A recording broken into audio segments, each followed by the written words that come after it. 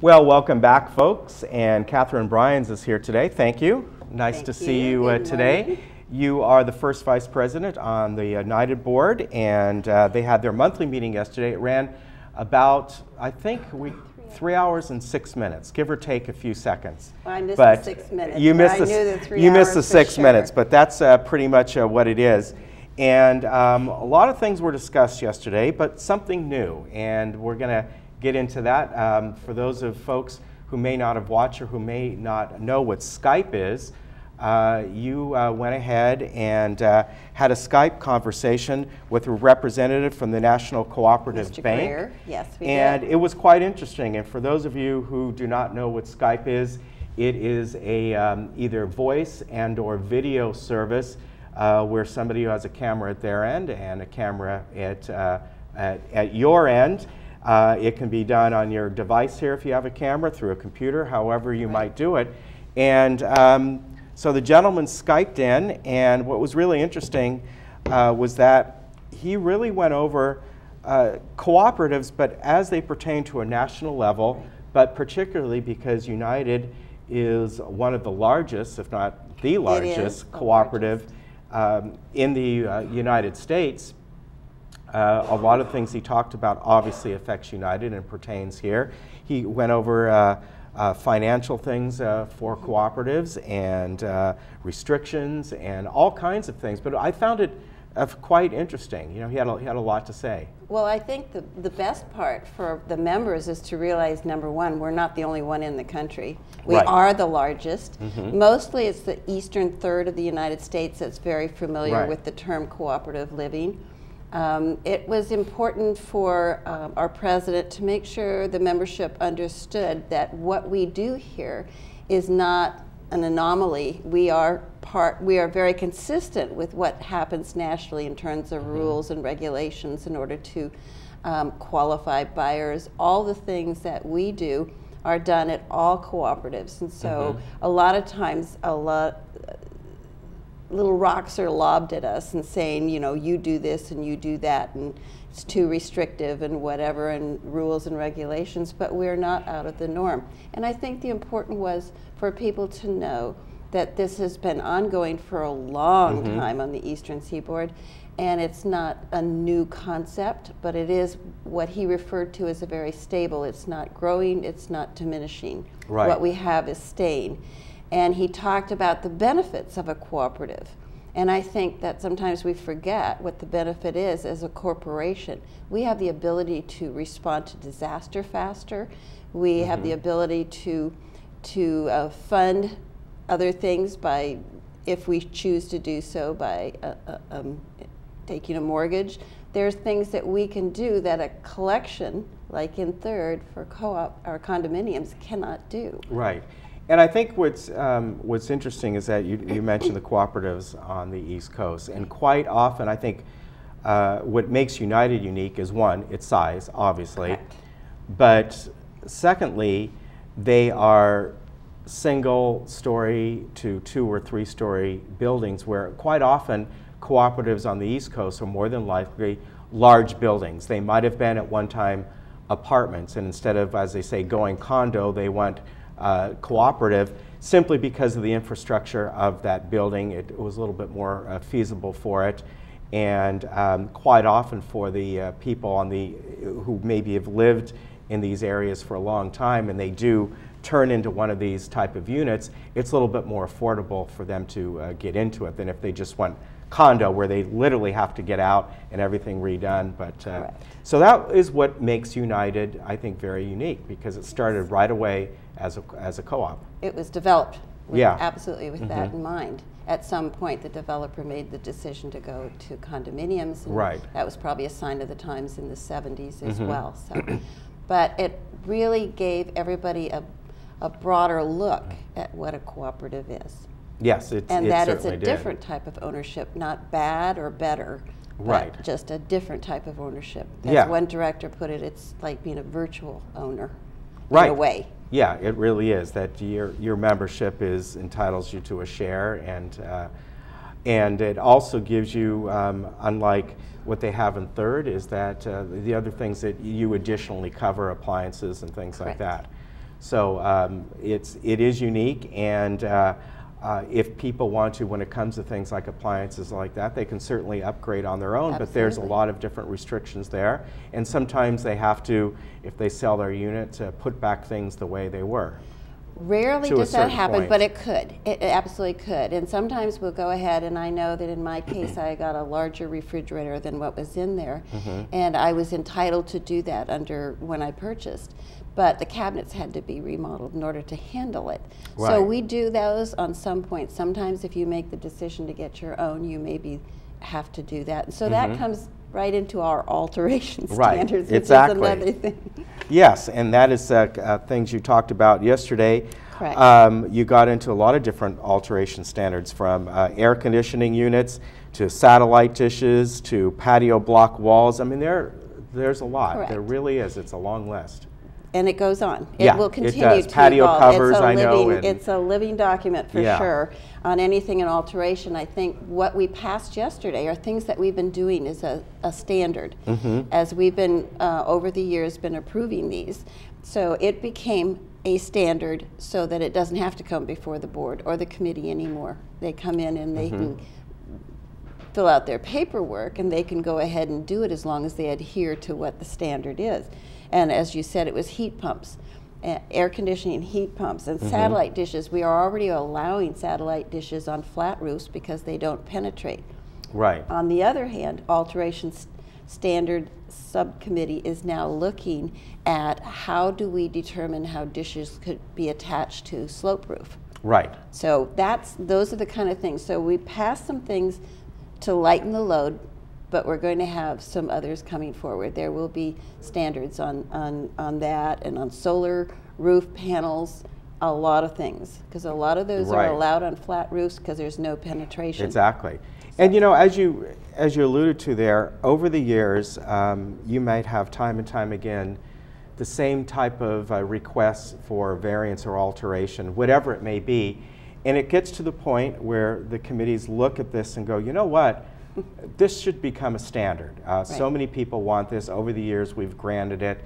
It's time to maybe set a standard for this particular item, and that way all people have to do, they usually have to apply for it or whatever they might have to do, get a permit for it, correct? Correct. But they don't have to submit a variance or anything like that. It's like that exciting feeling in a bank when there's a long line and somebody says, if you're only making a deposit, come over here. That's the kind of thing you can get out of line. You can open space for somebody else. And we will be working on these. We meet every other month. We'll be meeting in April again. And I don't have the date, and I'm sorry about that. But that is a good committee to watch because we are making improvement, and we have the great backing of an incredible staff with Wendy Panizza and her group of folks down in compliance and working with that and giving us help and support as we move forward. I think it's important that we continue to not only bring standards like this that are easier to do, but it's also reminds us that there's still more to do. Yeah, and as the years go on, the needs of people are different, and so therefore when you take a look at these certain changes every few years, you see that, well, people now want whatever it might be, coated windows or something like that, and obviously if you look back so many years ago, satellite dishes were not even thought of. And except, of course, if you had your own media company, but you know, it's a common practice now. One other thing that that you're getting into now, and you actually showed it at the meeting, were new paint color schemes, and maybe next month we can bring you a graphic of those colors, even though obviously on TV, depending on what you're looking at, they can look vastly different. I mean, even on our monitors here, you look at one to another, and they look different. Or under fluorescent light. The proof of the pudding is take it outside, which we tried to do in cul-de-sac 208 and 206, or at least our half of 206, so that people could actually see these colors in real time, and they are out there. And we didn't get any feedback, which is interesting. That sort of says maybe we're doing the right thing. All the colors that were out there, not all of them were used. There is a palette that consists of 10 color sets. 10 of which are used on single-story buildings, 6 of which go to 2-story buildings, simply because some of the denser color is not applicable to a larger building. But Right. we've tried to maintain good light trims and things that would help bring more color to it. Like Right. if you had my unit is a Valencia and has a block wall, and we can also paint the block wall in the trim color if it's lighter, and especially if somebody wants more the inside. There's lots of choices, and one of the things is once you are noted that you're going to be painted, you're going to be told what color your building is going to be painted, and you'll be able to come in and see those samples. Then, if the 100% of the folks decide in that building they want another one, they can choose one, as long as nobody else has chosen it next door to them. Right. But they have 2 weeks to do that. So sometimes they miss out on that 2-week. Especially if you need maybe how many units there may be. Right. It could be 8. It's hard to get right. all It's of that. hard to get everyone and and to it everyone is tough, agree. but it's been done. It's Yeah. not doable. So I'm looking forward to that. We also chose 5 color sets for laundry rooms and 4 color sets for carports. So we are trying to put sort of a package together. The committee's going to continue for a while working. We will be starting with the new palette in cul-de-sacs 83, 84, and 85. And that's Okay. probably in April.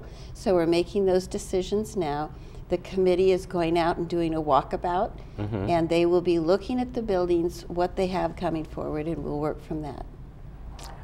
Well, this is, I've just been told, here we go. Thank you, Mark. We got some of the paint samples.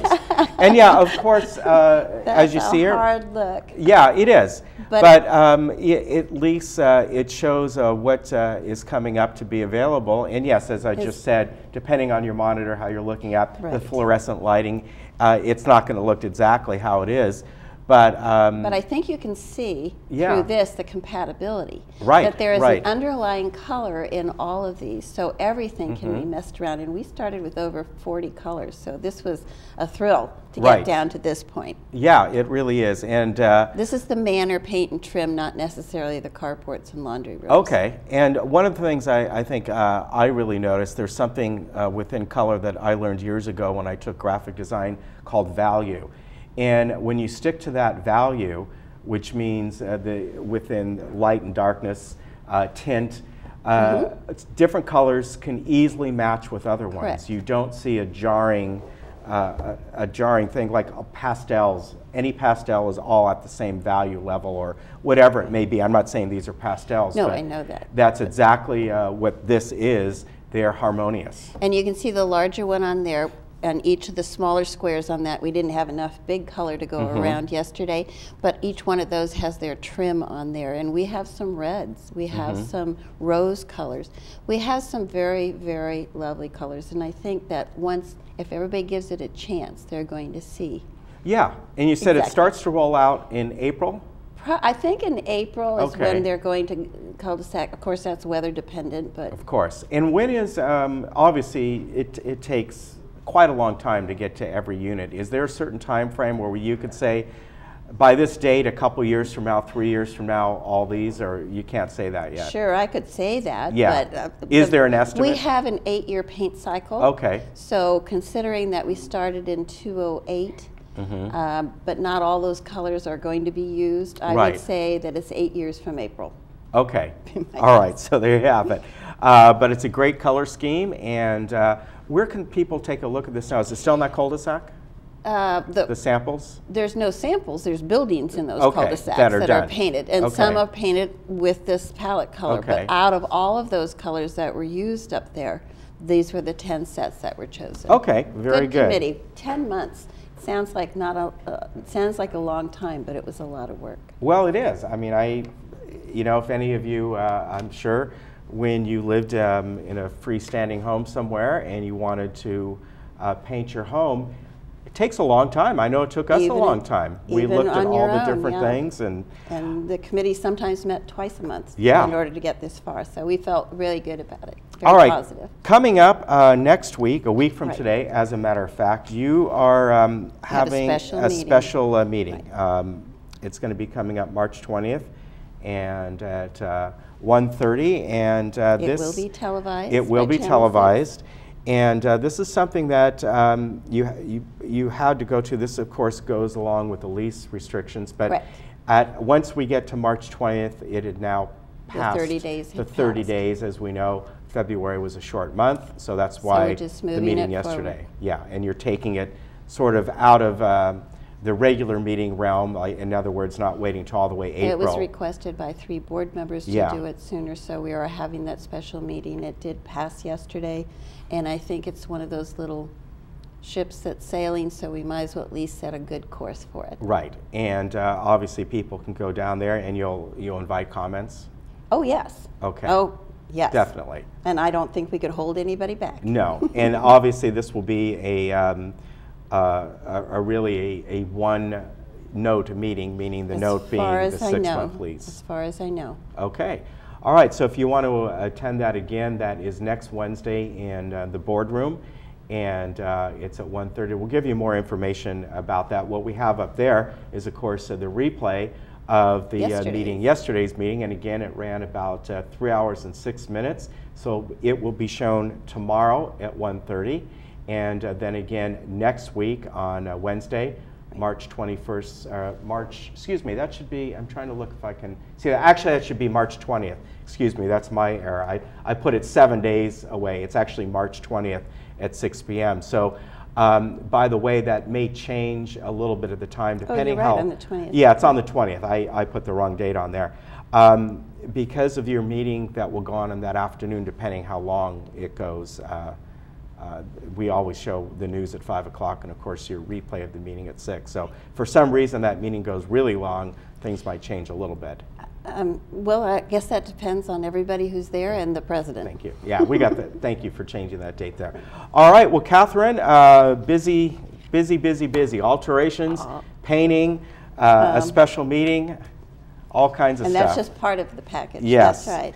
And I know you have to move on. You got a meeting that you're going to Yep. in just a few minutes. So thank you for coming on early and giving us your time. And Thank we you very appreciate that. much. And again, we'll replay the meeting first tomorrow at 1:30 and then on March 20th at 6 p.m. And we'll give you more information about this special meeting as well we go forward. Thank you very much. Thank you. Folks, next up we have our friend Roya Hakima from Adult Day Services.